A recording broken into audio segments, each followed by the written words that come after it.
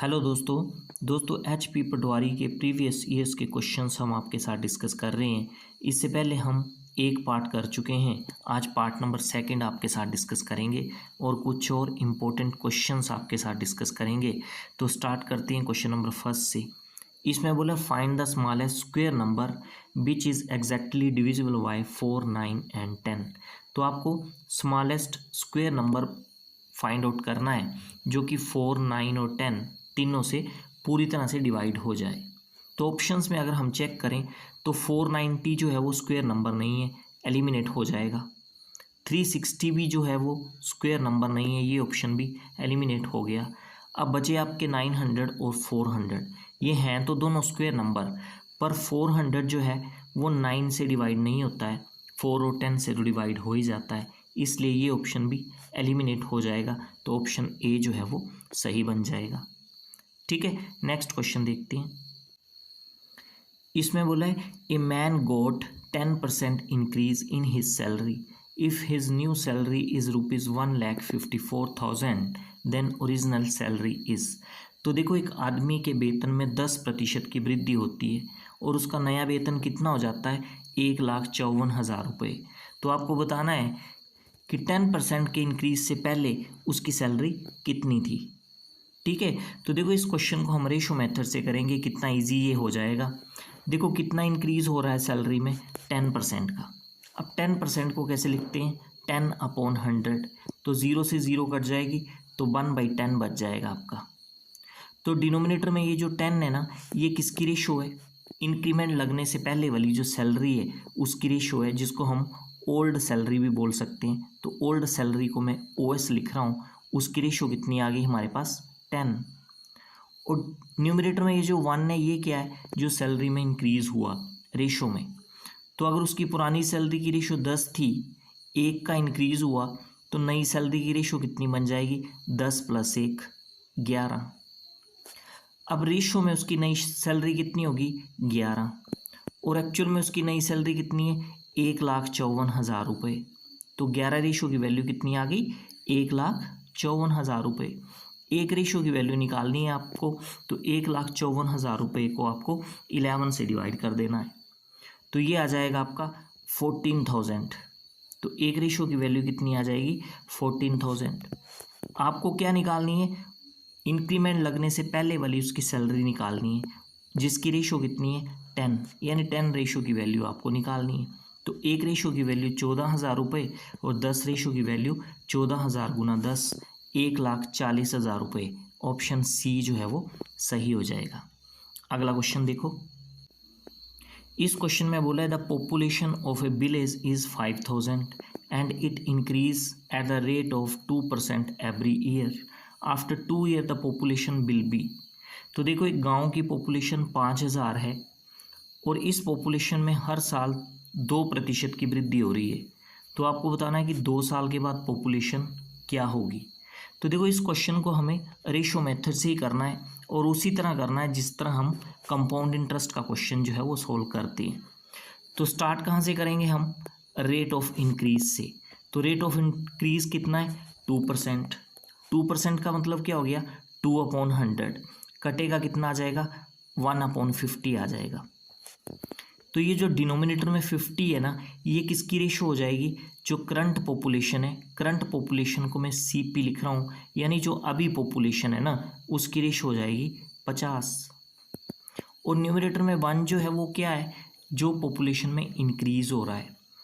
तो अगर अभी पॉपुलेशन की रेशो जो है वो 50 है और 1 का इसमें इंक्रीज हो रहा है, तो नई पॉपुलेशन की रेशो क्या बन जाएगी, 50 + 1 51। तो ये 1 साल के बाद पॉपुलेशन की रेशो 51 हो जाएगी, पर आपको बताना है 2 साल के बाद। तो यहाँ पे क्या करना पड़ता है हमें, 50 का स्क्वायर कर दो और 51 का स्क्वायर कर दो। तो ये 2 साल के बाद आपकी पॉपुलेशंस आ जाएंगी रेशो में। तो 50 का स्क्वायर करोगे 2500 और 51 का स्क्वायर करोगे कितना आ जाएगा, तो ये आ जाएगा 2601। तो ये रेशो में आ गई आपका। अब देखो, रेशो में आपकी करंट पॉपुलेशन कितनी है, 2500, और एक्चुअल में करंट पॉपुलेशन कितनी है, 5000, तो इसका मतलब ये 2500 रेशो की वैल्यू किसके इक्वल हो जाएगी आपकी 5000 के इक्वल। और एक रेशो की वैल्यू कितनी बन जाएगी यहाँ पे 2। आपको कितनी रेशो की वैल्यू निकालनी है, आपको 2 साल के बाद पॉपुलेशन निकालनी है और जिसकी रेशो कितनी है 2601। तो 2601 रेशो की वैल्यू आपको निकालनी है। तो एक रेशो की वैल्यू आपके पास 2 आ चुकी है, 2601 रेशो की वैल्यू आएगी, गुना 2 कर लो तो कितना आ जाएगा 5202।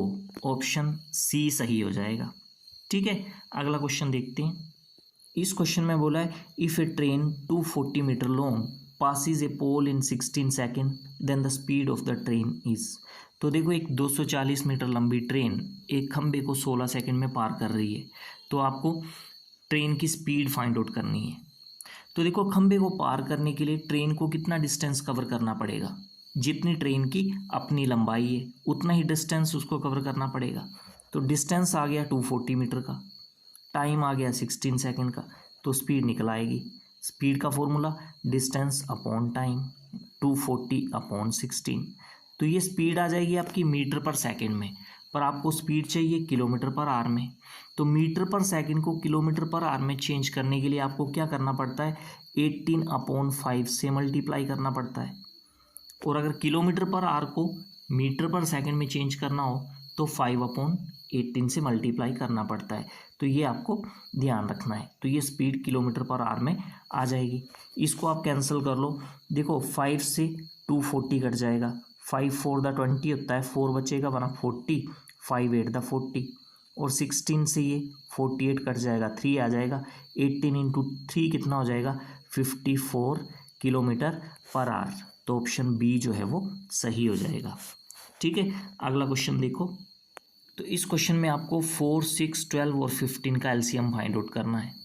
तो एलसीएम फाइंड आउट कैसे करेंगे हम, तो इन चारों का एलसीएम बहुत छोटा नंबर होगा जो इन चारों से डिवाइड हो जाए।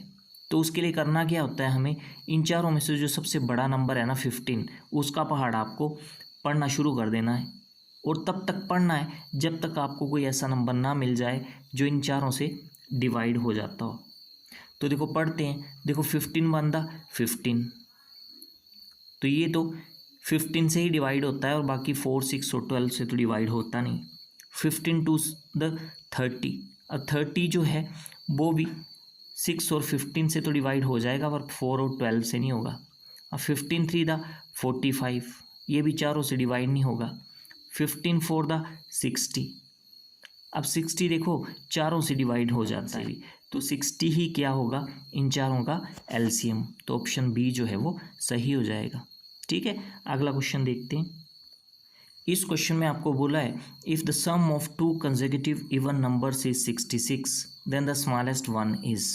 देखो 2 क्रमागत सम संख्याओं का योग 66 है, तो छोटी सम संख्या आपको फाइंड आउट करनी है।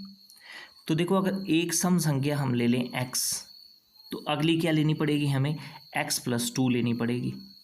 ठीक है ना, देखो फॉर एग्जांपल एक सम संख्या आपने ले ली 4, तो उससे अगली सम संख्या कौन सी आएगी 4 + 2 6 ही आएगी, और 6 से अगली सम संख्या कौन सी आएगी 6 + 2। तो क्या करें हम 2 की एडिशन कर रहे हैं, इसलिए अगर हमने एक नंबर x मानना है तो दूसरा हमें x+2 लेना पड़ेगा। अब इन दोनों में से छोटा कौन है x ही है, तो आपको छोटे वाला नंबर निकालना है, यानी x की वैल्यू आपको निकालनी है। अब उसने बोला है इन 2 नंबर्स का जो सम है, तो इनका सम कर दिया हमने और वो कितना है 66 है, ये आपको क्वेश्चन में दे रखा है। तो देखो इसको सोल्व कर लो, x + x कितना हो जाएगा 2x और +2 = 66। अब 2 दूसरी तरफ जाएगा तो 66 - 2 कितना हो जाएगा 64 हो जाएगा। तो x की वैल्यू आपको निकालनी है, 2 दूसरी तरफ जाएगा तो 64 के साथ डिवाइड हो जाएगा, तो x की वैल्यू कितनी आ जाएगी 32। तो ऑप्शन बी जो है वो सही हो जाएगा। अगर आपको बड़े वाला नंबर पूछा होता तो 32 + 2 34 आ जाना था। ठीक है ना, तो ये थे आज के लिए क्वेश्चंस। आई होप ये वीडियो आपको बेनिफिशियल लगा होगा। तो ऐसे ही इंपॉर्टेंट क्वेश्चंस हम लगातार आपके साथ डिस्कस करते रहेंगे।